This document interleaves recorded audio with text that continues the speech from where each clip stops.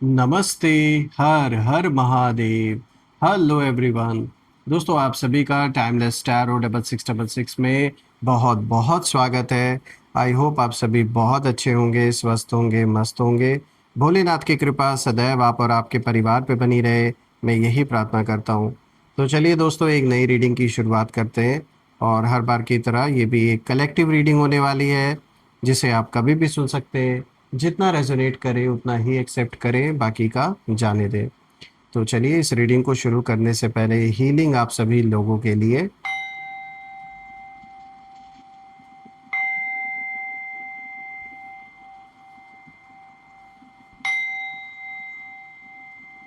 हे भोलेनाथ, जो भी मेरे व्यूअर्स इस वीडियो को देख रहे हैं, जहाँ से भी देख रहे हैं, उनके इर्द गिर्द, घर परिवार के इर्द गिर्द जो भी नकारात्मक ऊर्जा मौजूद है, वो इसी वक्त अपने ओरिजिन पे वापस लौट जाए।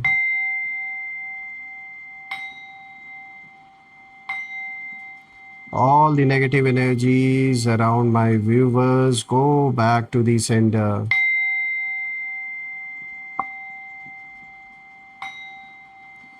जितनी भी नेगेटिविटी है, जितनी भी नेगेटिव ऊर्जा है, वो इसी वक्त अपने ओरिजिन पे वापस लौट जाए। Go back to the sender. Go back to the sender. एक ऐसी पॉजिटिव ऊर्जा आप और आपके परिवार के अराउंड बनी रहे, जिसमें कोई भी नकारात्मक ऊर्जा प्रवेश ना कर सके। आपका जीवन धन, मान सम्मान, सुख समृद्धि से भरा रहे, किसी भी चीज़ की कमी ना हो। और आपका स्वास्थ्य और परिवार में सभी का स्वास्थ्य अच्छा बना रहे।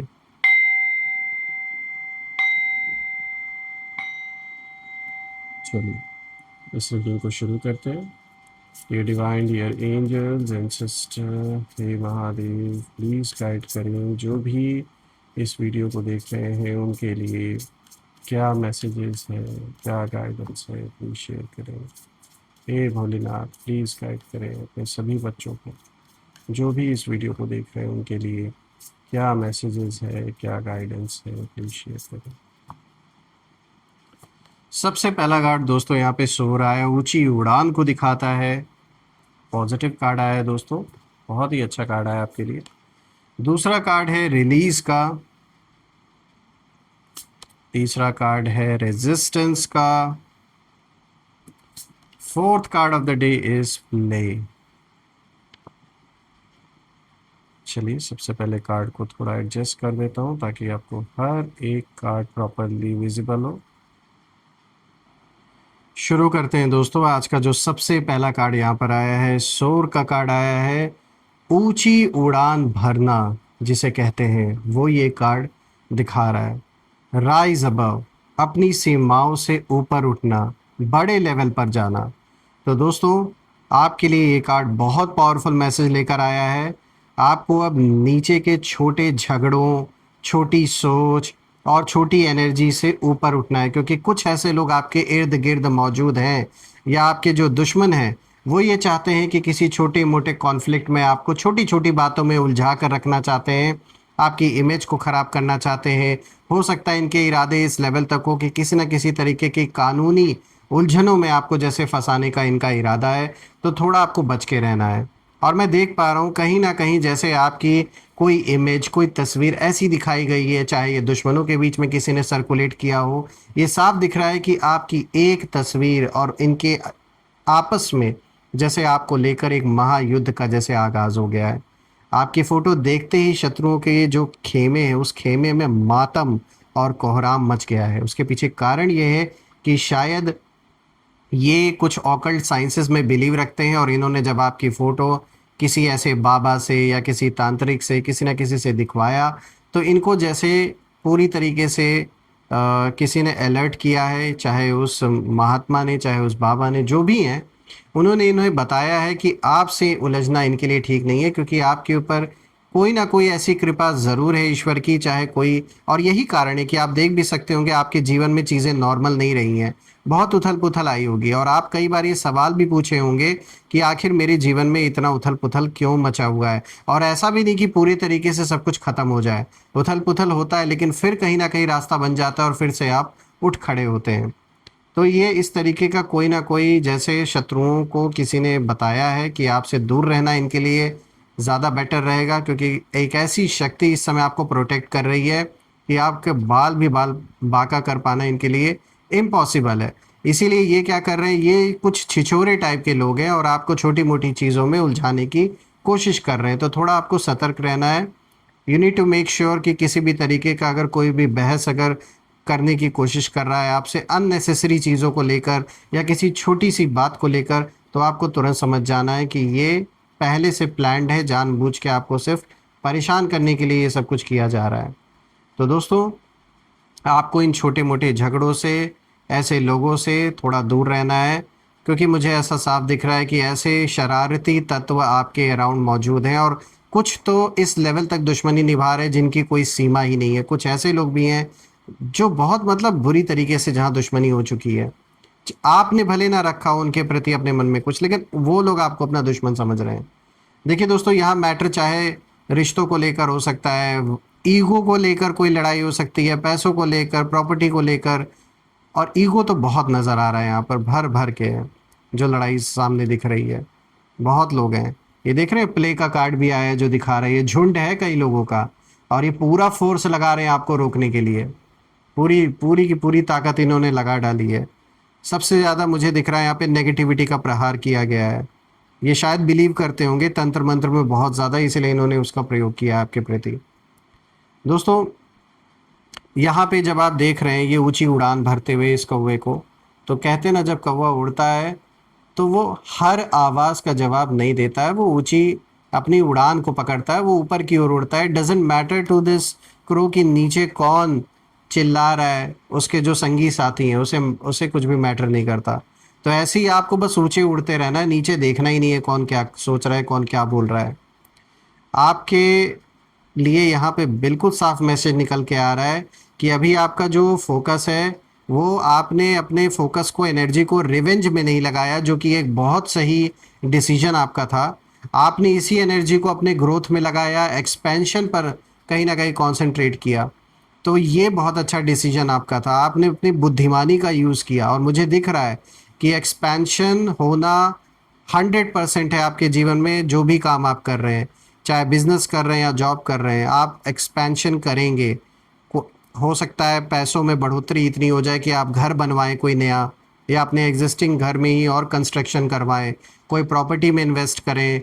मुझे बढ़त होते हुए नज़र आ रही है, स्पेशली पैसों को लेकर, प्रॉपर्टी को लेकर। चाहे एफडी के रूप में आप पैसे और अपने इन्वेस्ट करें, सोने के रूप में, या फिर ज़मीन जायदाद के रूप में, साफ दिख रहा है पैसे बढ़ेंगे।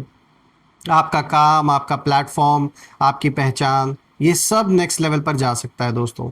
लेकिन कंडीशन एक ही है, आप खुद को छोटा समझना बंद करें, क्योंकि यहाँ कुछ लोग ऐसे इर्द गिर्द हैं आपके जो बार बार आपके ऊपर इस तरीके का आसपास ऐसे माहौल बनाने की कोशिश करते हैं कि आप खुद पर डाउट करें।